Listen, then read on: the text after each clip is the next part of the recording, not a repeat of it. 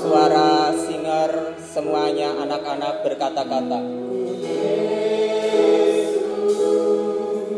Suaranya.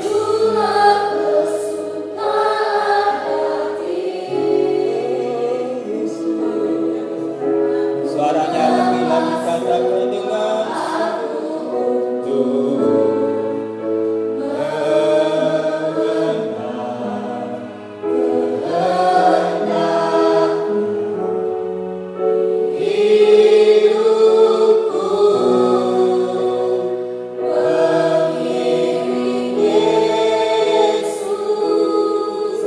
kata perkataannya dengan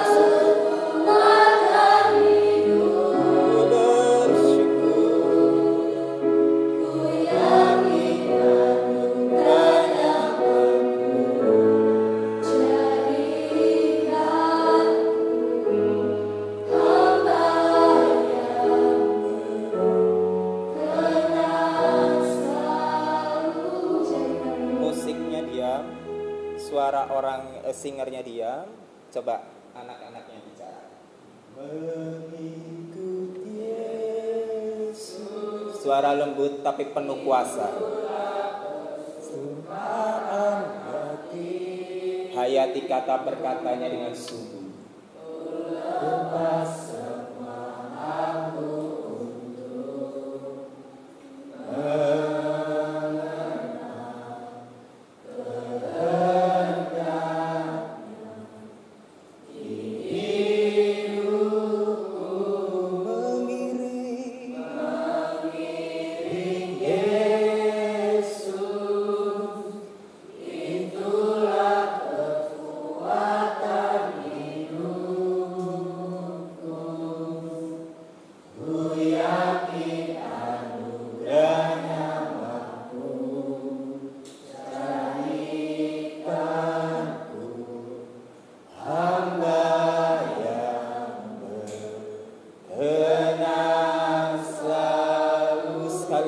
Lebih keras untuk Tuhan.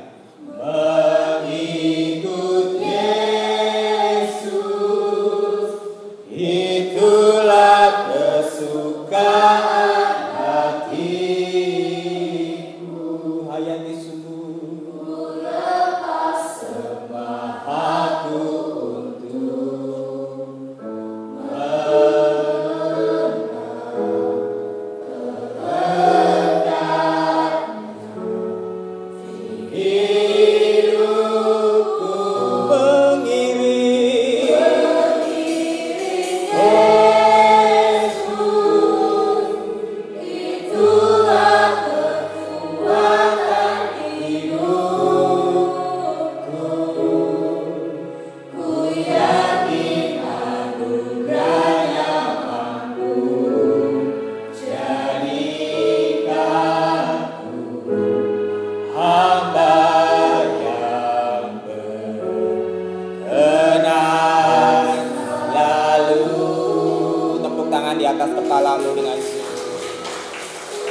kami bersyukur dan berterima kasih. Semua ini kasih anugerah Tuhan. Katakan amin jika engkau setuju. Kami percaya hari ini pun di hari yang luar biasa untuk kemuliaan Tuhan. Karena kami percaya setiap hari adalah harinya Tuhan. Dan kami percaya juga hari ini Roh Kudus sudah bersama kami. Jika ada kuasa yang jahat, yang mau ganggu konsentrasi, yang bikin kami ngantuk, yang bikin kami tidak fokus, di dalam nama Yesus kami usir keluar. Kami percaya hati kami, pikiran kami hanya untuk Tuhan Yesus. Dalam nama Tuhan Yesus Kristus juga urapi Guru Nuki, supaya mulut, kata-kata, pikiran dan seluruh hidupnya hanya berdasarkan perkataan Tuhan. Semua firman yang disampaikan juga hanya kehendak Tuhan Yesus Kristus. Dalam nama Tuhan Yesus Kristus kami bersyukur berdoa. Haleluya. Amin. Tepuk tangan untuk Tuhan Yesus Kristus. Kasih senyum kanan dan kiri dan salam sekali lagi. Selamat pagi.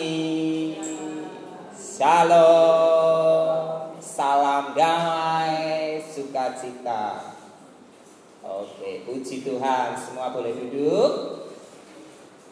Sekali lagi, tengok kanan dan kirinya, apakah sudah ganteng dan cantik.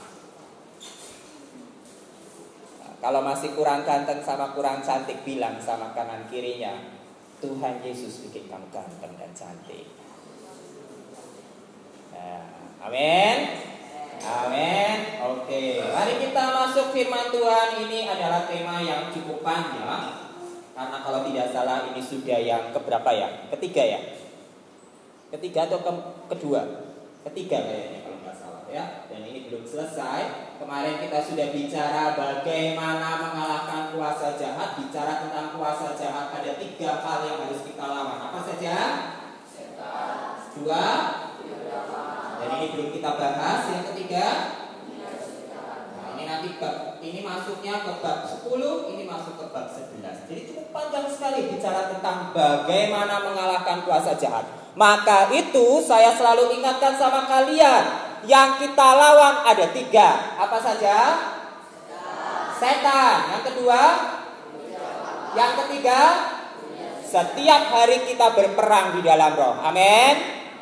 Jadi kalau nggak benar-benar baca firman, dengar firman, doa tiap hari dan ibadah sungguh, kita dihancurkan oleh 3 hal ini. Tapi kalau kita sungguh-sungguh baca firman, doa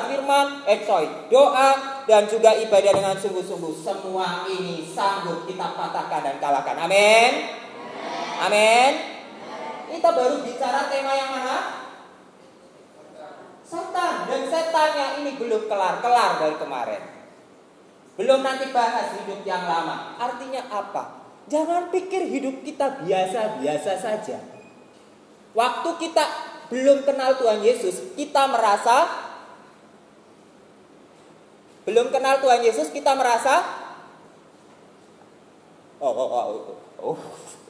Walau waktu belum kenal Tuhan Yesus kita merasa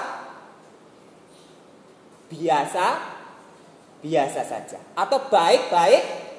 Makanya kalau dalam penginjilan biasanya kalau kita tanya orang, ya, apakah Bapak yakin masuk surga? Mereka rata-rata akan jawab tidak tahu.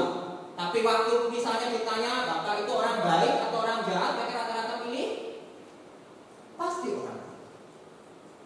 Mereka merasa baik-baik saja. Hanya orang yang mengenal Tuhan Yesus Kristus yang menyadari betul hidupnya tidak baik saja. Jadi tiap hari dia sadar betul ada kuasa setan yang mau ganggu saya, ada hidup yang lama mau ubah lagi ke saya. Misalnya dulu saya orang yang suka bohong, sekarang saya dikembalikan lagi seolah-olah selalu mau ganggu saya untuk melakukan bohong. Ini masih tema yang sederhana ya, saya bilang contoh-contoh yang sederhana aja ya, karena ini kita belum masuk tema yang kedua. Atau dunia sekitar kita, apa itu dunia sekitar kita? Misalnya kita punya teman yang jelek. Teman yang jelek biasanya akan kasih pengaruh yang jelek. Merokok misalnya paling sederhana. Anak muda di luar Boas, salah satunya mereka akan ditantang dengan rokok. Alasannya apa? Rokok itu paling mudah untuk mengganggu kita. Kenapa? Kamu gak laki kalau untuk anak laki-laki. Karena katanya gak merokok. Sehingga kebanyakan anak laki-laki atau orang dewasa laki-laki kebanyakan mereka merokok. Karena dari kecil mereka selalu ketemu teman mereka bilang, alah laki-laki kok gak merokok. Mungkin anak Boas tidak punya pengalaman itu, karena setahu saya itu ada di sekolah-sekolah umum. Ya, sekolah-sekolah umum itu rata-rata begitu. Puji Tuhan anak Boas dididik baik-baik, hidup kudus, hidup suci di tempat ini. Amin. Amin. Ada di sini yang pernah diejek sama temannya karena kamu tidak merokok, anak laki-laki? Tidak ada. Puji Tuhan.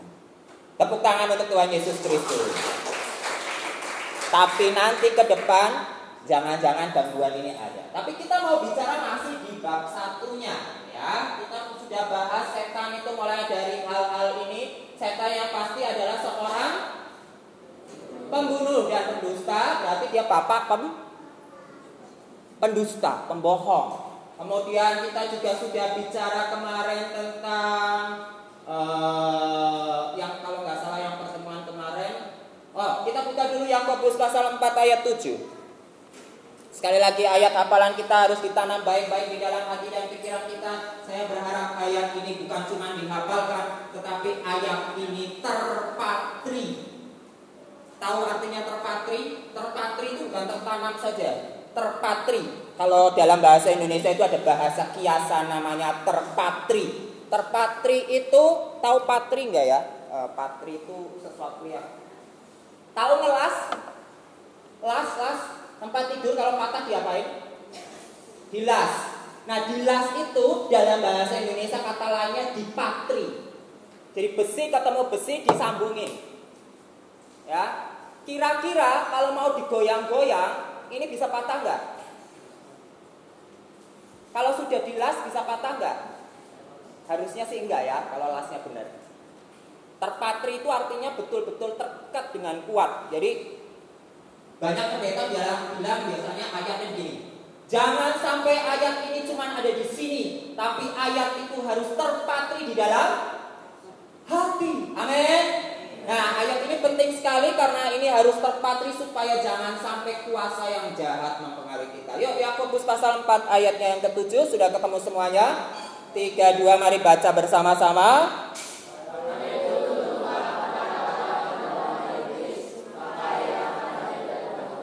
Sekali lagi 3, 2.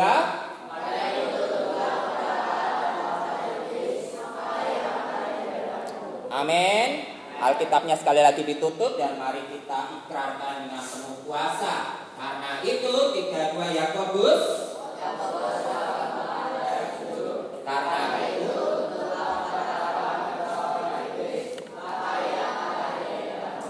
yes, amin. Sekali lagi mari kita ikrarkan dengan penuh kuasa. 3, 2.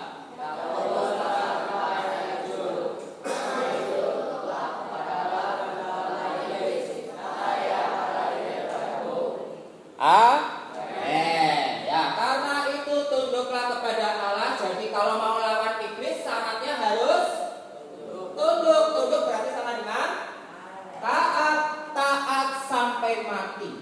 That is tunduk. Tunduk itu bukan cuma taat. Oh iya Wong Janim, oh iya Samonim. Yang nyapu di sini siapa? Saya Wong Janim. Terus sapu. Bukan cuma seperti itu. Tunduk itu seperti seorang yang tanpa pamrih mengerti tugas dan tanggung jawabnya. Amin. Tunduk. Kalau dalam pakai istilah, kalau dulu ada namanya budak.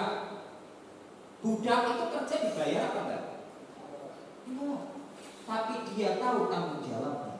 Kita budaknya dulu, budak setan, sekarang budaknya Tuhan Yesus. Jadi saya tunduk seperti budak, tapi budaknya sekarang kepada Tuhan Yesus. Tapi hebatnya Tuhan Yesus tidak anggap kita jadi budak. Walaupun sifatnya harus seperti budak. Sifatnya seperti budak itu artinya apa? Saya tunduk tanpa harus bertanya. Mana ada budak sekarang kayak gini? Misalnya nih, ceritanya ini ya, Yohanes jadi raja gitu ya. Daniel jadi budak begitu ya. Danielnya jadi budak, Yohanesnya jadi raja. Ayo Raja Yohanes perintahkan kepada Daniel, apa kek gitu, ambilin kopi. Nah, budak boleh melawan, boleh nanya, kenapa Raja Yohanes mau minta kopi? Sama halnya kita sama Tuhan. Jangan pernah bertanya kenapa saya harus berdoa. Kenapa saya harus baca firman? Karena saya cuma budak tapi diangkat Tuhan seperti sahabat, seperti anak. Demikianlah kamu dipanggil anak Allah. Amin. Amin. Jadi tunduklah kepada Allah. Kenapa kalau kita nggak tunduk? Karena kamu nanti cuma tunduk sama iblis atau setan. Tapi kalau kamu tunduk sama Allah, kamu ikut Tuhan, kamu taat sama Dia dengan sungguh tanpa mempertanyakan. Ingat, iman percaya bukan iman tanya-tanya. Kenapa harus percaya Yesus? Kan bisa percaya yang lain. Waktu ada pertanyaan itu, setan bisa kerja. Setan bisa kerja. Waktu kita tunduk sama Allah, berarti kita bilang, aku menyerahkan seluruh hidupku, aku percaya bahwa engkau Tuhan satu-satunya Tuhan dan Juru Selamat. Titik. Setannya nggak bisa kasih koma, nggak bisa kasih tanda tanya, nggak bisa kasih tanda seru. Tapi kalau kamu masih, apa benar ya? Masa sih Wong Jani bilang katanya Yesus Tuhan satu-satunya, Guru Nuki bilang katanya hanya firman Tuhan yang bisa memberikan kuat kuasa bla bla bla bla gitu. Apa ya benar? Waktu ada kata apa, mengapa, kalau ini beda sama pelajaran ya. Kalau kita bicara pelajaran harus kritis, tetapi bicara firman itu beda. Coba perhatikan Abraham. Abraham waktu mau punya anak banyak nanya. Betul?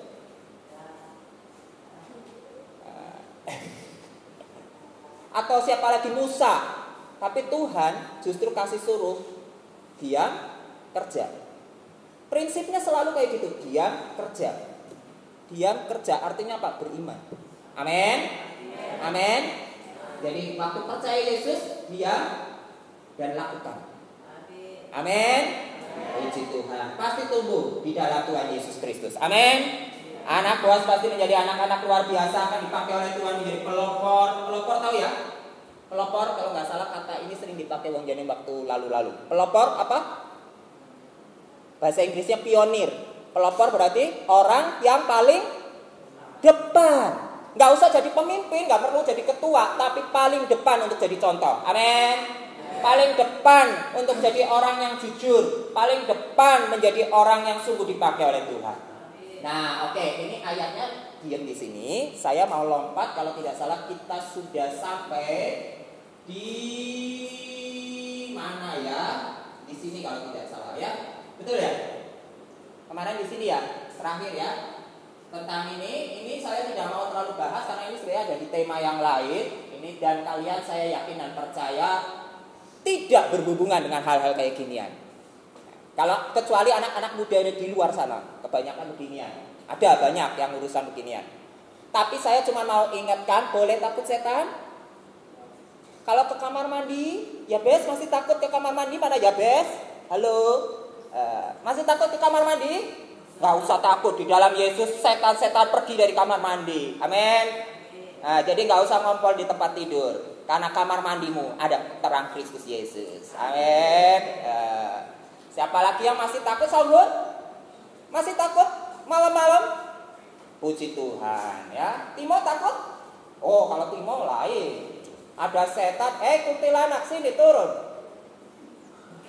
Ngapain di situ gitu ya? Dalam nama Tuhan Yesus penting aja ya. Oke, kita mau lanjut saja. Berikutnya mari kita lihat bagian ini. Jadi ayat ini bicara tentang apa? Tolong baca Yunike. Sebelum kita melawan iblis secara efektif, apa yang pertama harus kita lakukan menurut ayat tersebut? Di dalam ayat ini bicara tentang sebelum kita melawan iblis secara efektif, artinya kita bisa lawan. Tadi ayatnya jelas mau mengatakan harus tunduk kepada Allah. Amin. Tunduk dulu. Poin pentingnya tunduk dulu. Gak usah bertanya-tanya yang lain-lain macam-macam dan segala macamnya. Kalau kita tunduk semua berjalan dengan beres. Amin. Kalau kita tunduk setannya gak akan ganggu. Amin. Kalau kita tunduk setia, misalnya baca Alkitab. Baca Alkitab itu paling membosankan. Siapa yang percaya dan ikuti saya? Nek kamu bilang gak membosankan, bohong kamu. Tulisan sekecil-kecil itu pasalnya banyak. Berapa kitab itu dari kitab Kejadian sampai Wahyu? 66 kitab. Kita termasuk punya kitab cukup banyak loh. Saya coba banding-bandingkan dengan agama lain. Kitab kita itu banyak sekali. Terus ditambah 1 ayat, 2 ayat, 3. Jadi gini ya, kalau di kitab-kitab yang lain itu biasanya kita bisa hitung jumlah katanya. Saya lupa berapa jumlah kata di dalam Alkitab, tapi jutaan kata. Jadi waktu kamu bacaan, kalau nggak sungguh-sungguh, betul-betul kalau nggak ngantuk, belayang, ngelamun, baca Alkitab tiap hari, kalau berdiri alasannya cuma 1 atau 2. Apa alasannya yang pertama? Alasannya pertama lihat jendela. Ada apakah di sana? Oh, ada teman saya lagi dada-dada. Gitu ya. Atau kalau enggak, ya, alasan yang kedua, nanti siang makan apa ya? Tempe mendoan. Tapi kalian sudah hafal jadwalnya. Atau mungkin yang ketiga, baru dihukum kali. Ini ngelamun.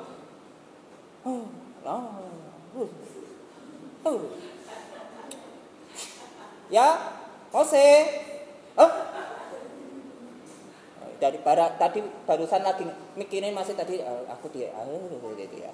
Dan macam-macam. Tapi kalau kita tunduk sama Tuhan, waktu baca Alkitab, Guru Nuki mengakui baca Alkitab itu nggak ngerti loh.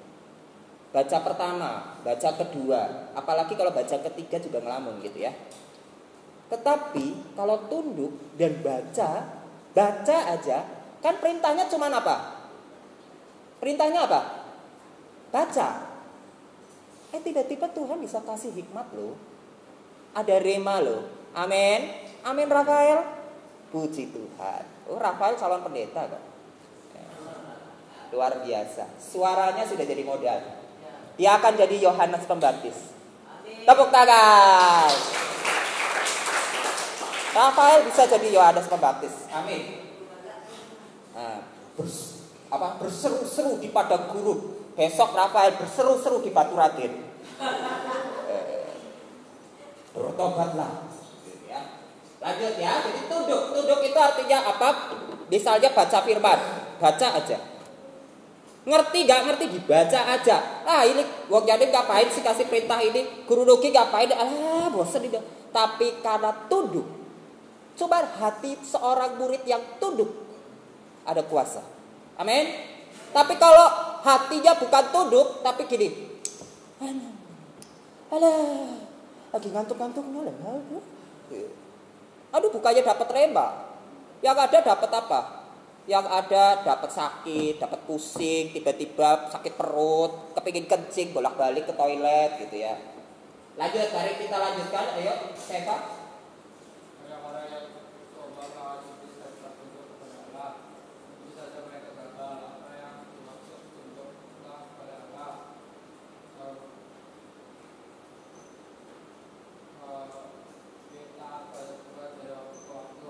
Taat kepada Tuhan dari waktu ke waktu? Ya, bukan. Tetapi tadi saya bilang tunduk bukan cuma taat. Kan saya udah ngomong bukan cuma taat, tetapi mencari kehendak Allah di atas segala-galanya. Amin. Taat. Semua orang beragama, mereka taat sama agamanya. Betul? Betul nggak?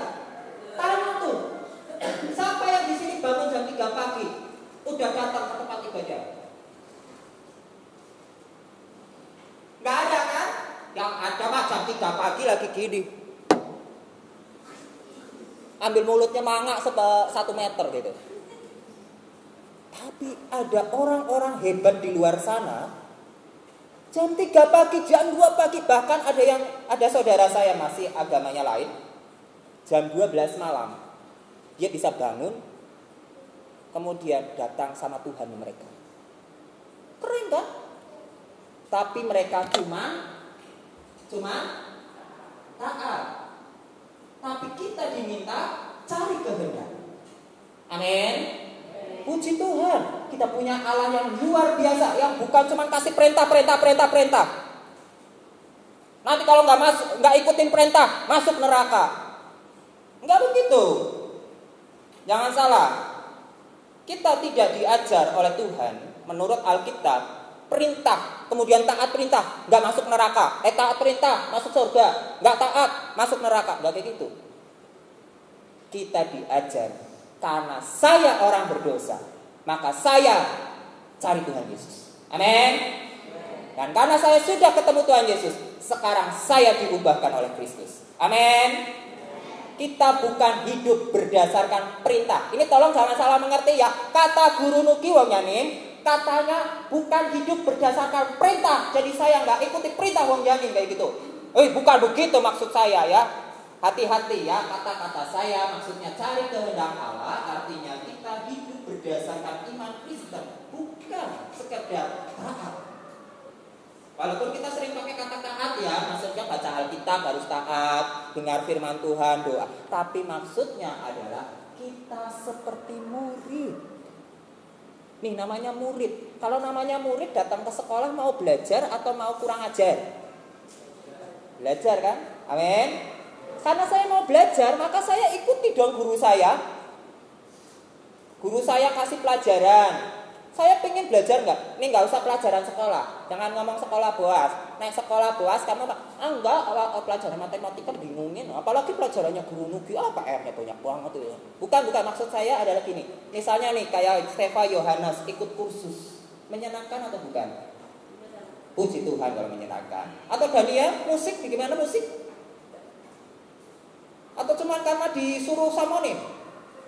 Tapi misalnya nih, contoh nih, Guru Nugi itu dulu itu pingin banget beli komputer karena suka apa yang namanya sketch yang ada di komputer, dan saya nggak punya uang. Minta sama mama saya, rengek-rengek gitu ya. Bilang nggak bisa. Dan waktu kemudian puji Tuhan setelah Tuhan kasih saya pekerjaan, bisa beli laptop, kemudian bisa kerjakan, rasanya senang sekali. Bukan cuma senang, tapi apa? Mau cari tahu lebih banyak lagi bagaimana cara bikin sketch. Terus cari tahu, pokoknya cari info sampai sekarang. Artinya apa? Karena saya murid, saya haus, saya ingin cari informasi, gak tunggu gurunya, tapi saya cari gurunya. Amin. Ya demikian juga mencari kehendak Allah. Murid yang cari Tuhan. Yuk lanjut. Berikutnya Mose.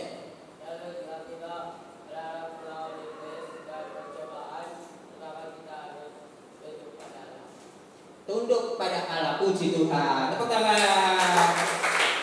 Semua anak kelas tunduk pada Allah. Angkat tangannya. Puji Tuhan, puji Tuhan, puji Tuhan. Pasti ya, pasti. Tunduk pada Allah berarti tunduk pada otoritas. Tunduk pada otoritas berarti tunduk pada guru-gurumu, pada Wongyarin Samoni, pada orang tuamu, pada keluarga besarmu ini. Ya. Lanjut, berikutnya. Siapa? Yohanes.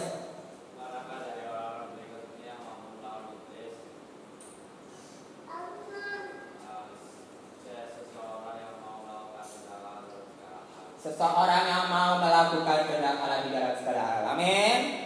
Tepuk tangan sekali lagi. Lanjut, ayo Timo. Ini sudah dibahas bolak-balik ya, jadi saya langsung lewati. Ayo Timo.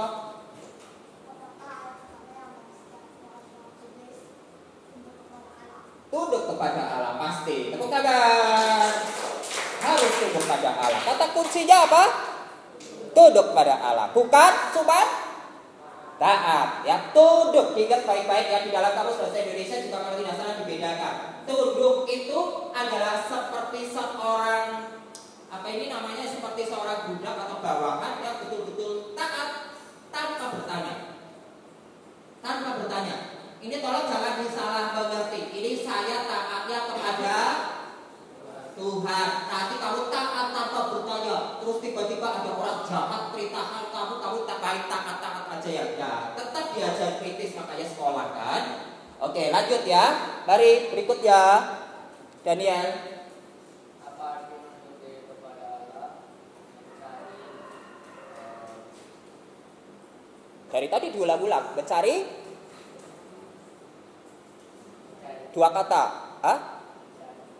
Kehendak Allah. Betul, puji Tuhan. Tangan. Tunduk berarti cari kehendak Allah. Kehendak Allah berarti kita taat sampai mati. Ya, taat tanpa bertanya. Lanjut, berikutnya. Rafael, bisa baca? Sudah bisa baca? Ayo coba.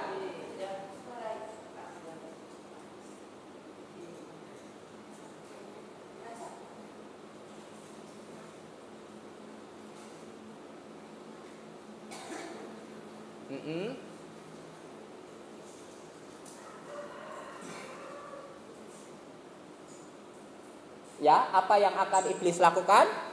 Menurut ayat yang kita hafalkan Yakobus 4 ayat 7, sekali lagi coba diucapkan 3 2.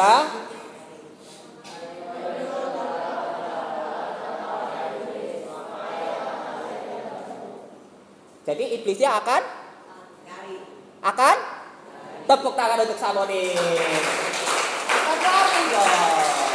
100. Habis ini Yohanes bawa hadiah untuk Samoni. Lanjut. Bisa? Enggak. Oh, Samoni mau ikut? Ayo Joshua. Jadi jangan lari daripada kita karena kita sudah menerima Yesus Kristus dalam hidup kita dan kita dipenuhi oleh Roh Kudus. Dia adalah Tuhan kita. Kita berkata sebabnya yang tidak kami lebih besar daripada doa. Oke, mari dibuka 1 Yohanes pasalnya yang keempat, ayatnya yang keempat sambil juga di highlight ya, di garis bawah. Sekali lagi kalau setiap ada ayat-ayat yang saya keluarkan adalah baik tanpa saya suruh adalah baik jika itu digaris. Sehingga ayat itu akan menjadi rema, kekuatan dan hidup. Ya, digaris sampai suatu saat. Alkitab saya kalau kamu pernah lihat itu digarisi dari sejak saya sekolah minggu. Itu gurunya misalnya, kalau guru saya khotbah apa ayatnya tak garis, ternyata jadi rema. Ayo lanjut ya. Coba sama-sama dibaca. Ayat ini dulu dibaca 3 2. Sama-sama 3 2.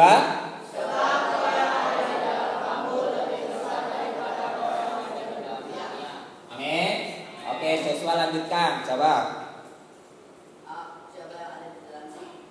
Siapa yang ada di dalam kita? Roh. Roh siapa? Ya udah lanjut dulu. Yang kedua. Siapa yang ada di dalam dia?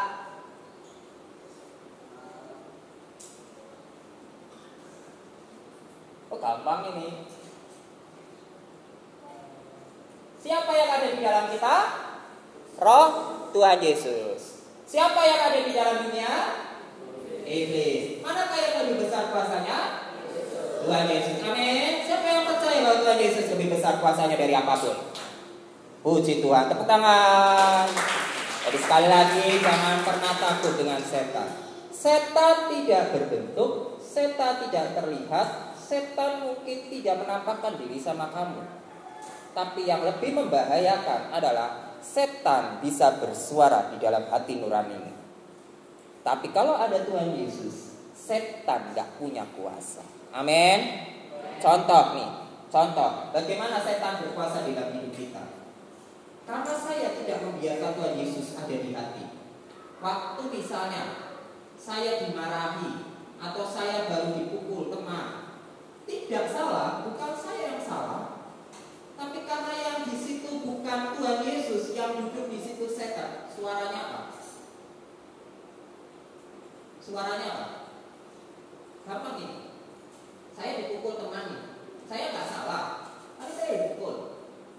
Karena yang duduk di situ setan, bukan Tuhan Yesus. Suara apa yang muncul? Balas.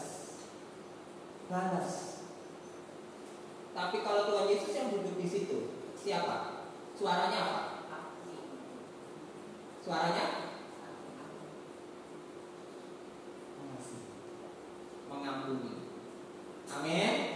Amin. Itu hal sederhana ini. Simple. Contohnya apa?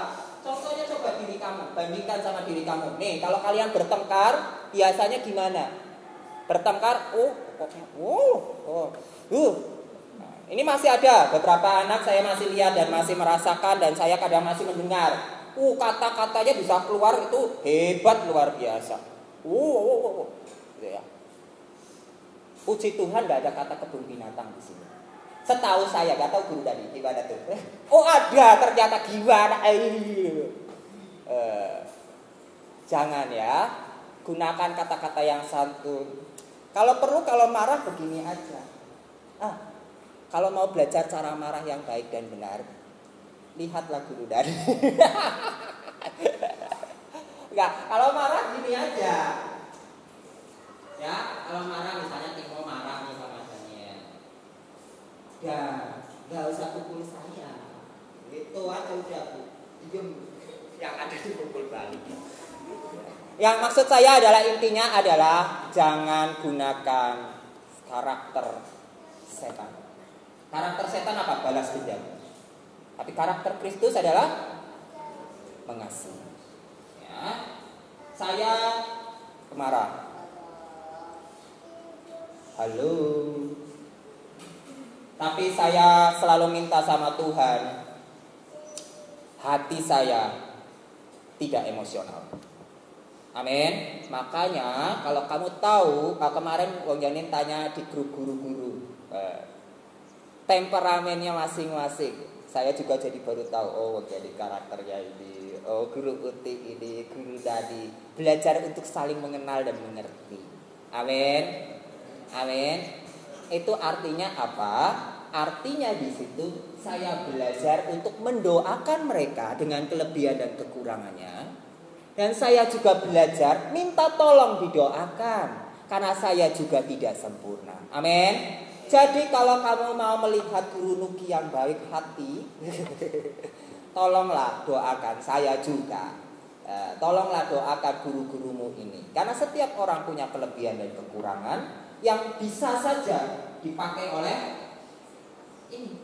Tapi kelebihannya bisa dipakai oleh Kristus. Amin. Amin. Tapi kita percaya semua anak-anak Tuhan di tempat ini. Amin. Oke, berikutnya. Oke, lanjut. Ruth.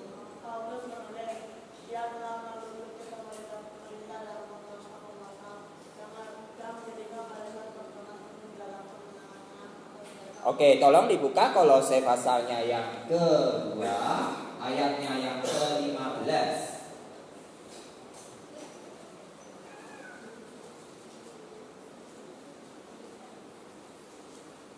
Kolose pasalnya yang kedua, ayatnya yang ke-15, digaris bawahi dan dibaca bersama-sama.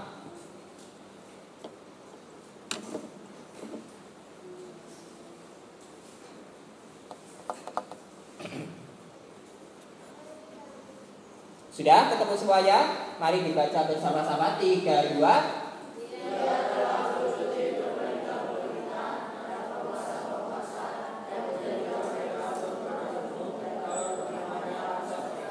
Amin.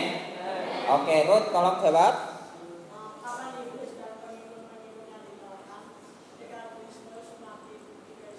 Di kayu salib. Amin.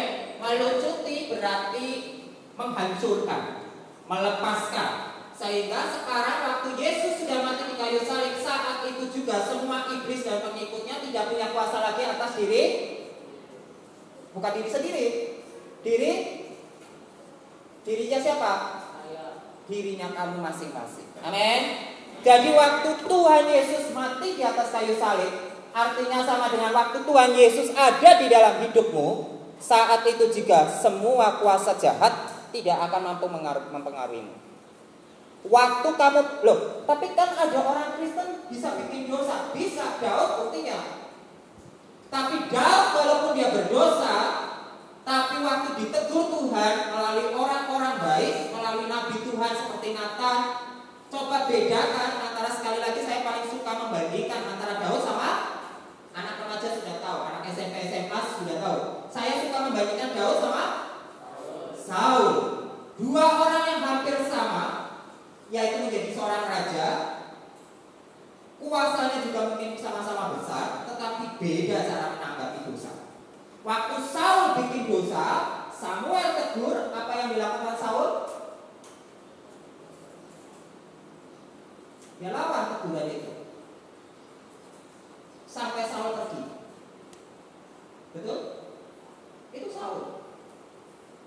Roh Tuhan meninggalkan dia. Daud ditegur, apa yang dilakukan?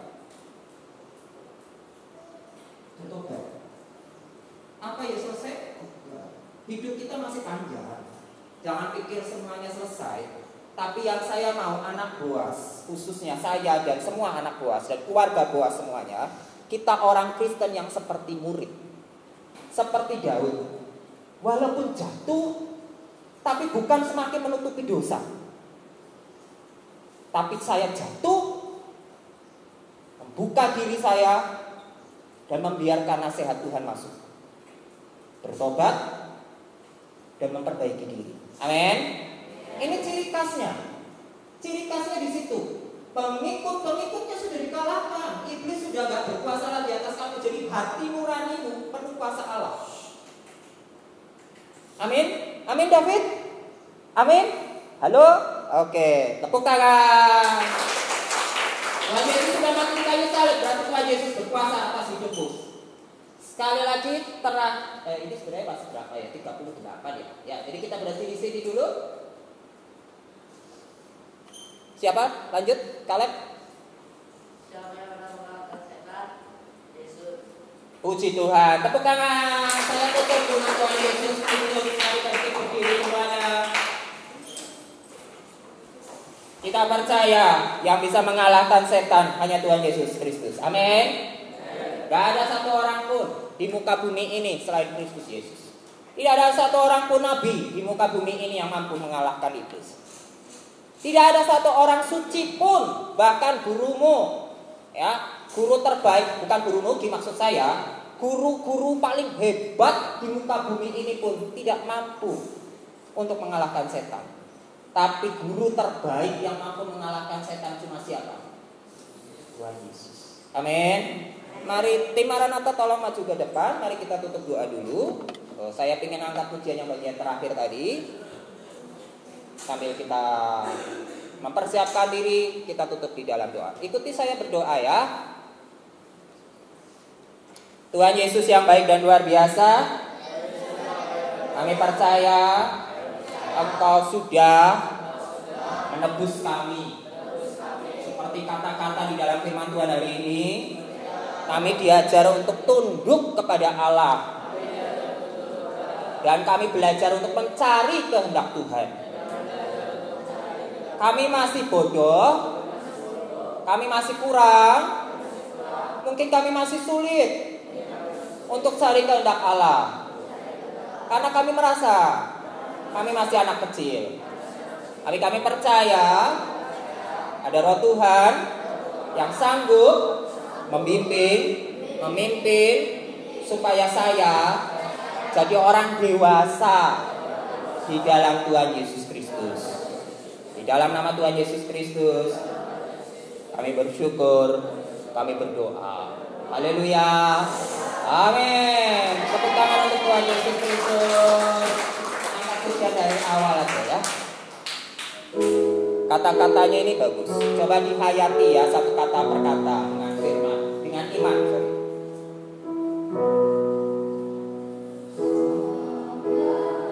Semuanya, ayo.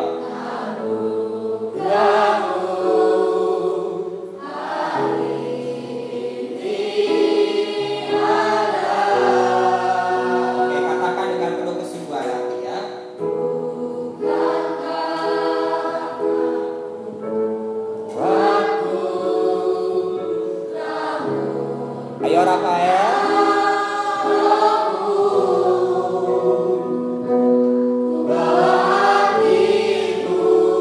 Kepada siapa?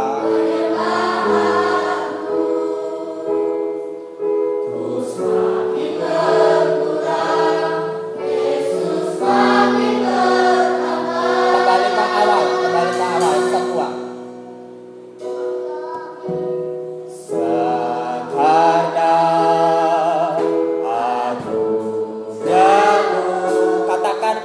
Hayati kata-katanya. Samuel, fokus. Nikmati satu kata demi satu katanya.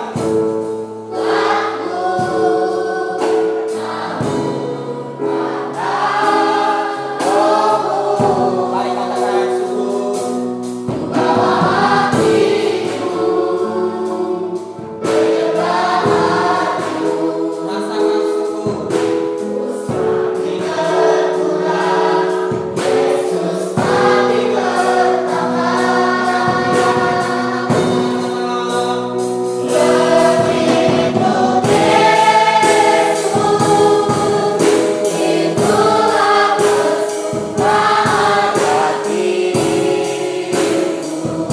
Katakan lagi.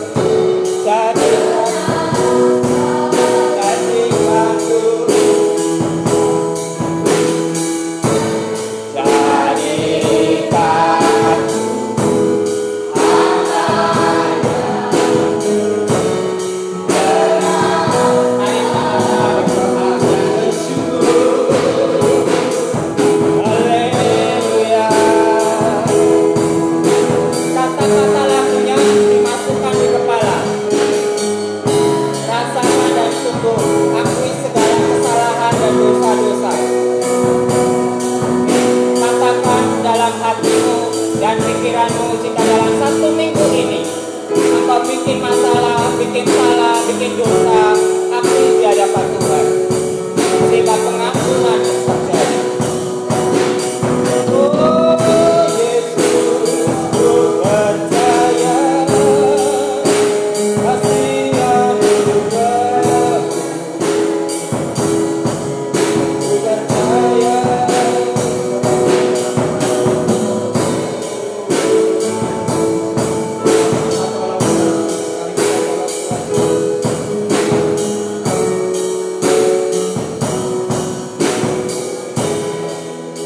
Coba ikuti saya berdoa ya. Tuhan Yesus yang baik. Iringan musiknya tetap, pianonya tetap. Tuhan Yesus yang baik. Kami datang sama Tuhan Yesus. Kami mengakui segala kesalahan kami sepanjang minggu ini.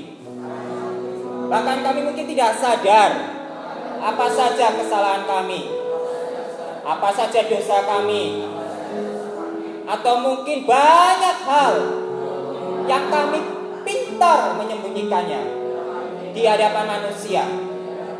Tetapi di hadapan Tuhan kami mau buka seluruh hidup kami, supaya Tuhan lihat betapa jeleknya saya, betapa berdosanya saya, betapa banyak beban hidup saya, sakit hati, mungkin sedih, marah, dendam, iri hati.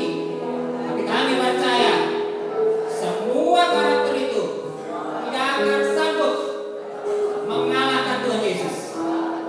Mengalahkan Tuhan Yesus. Kami mau buang semuanya di dalam nama Yesus. Semua sifat jahat, semua karakter yang jahat, yang tersembunyi, yang bahkan saya tidak sadari, di dalam nama Yesus kami betul-betul buang. Kami mau hidup betul-betul ikut kehendak Allah. Kami mau hidup ikut kehendak Kristus. Kami mau jadi orang yang baru, yang sungguh-sungguh dipakai oleh Tuhan Yesus Kristus. Coba letakkan tangan kanan kamu di dada sebelah kiri, sambil dengan iman katakan, Tuhan Yesus, Engkau sanggup mengalahkan segala keras hatiku. Dalam nama Yesus, semua sifat, karakter, keras kepala, keras hati, di dalam nama Yesus kami patahkan sungguh-sungguh.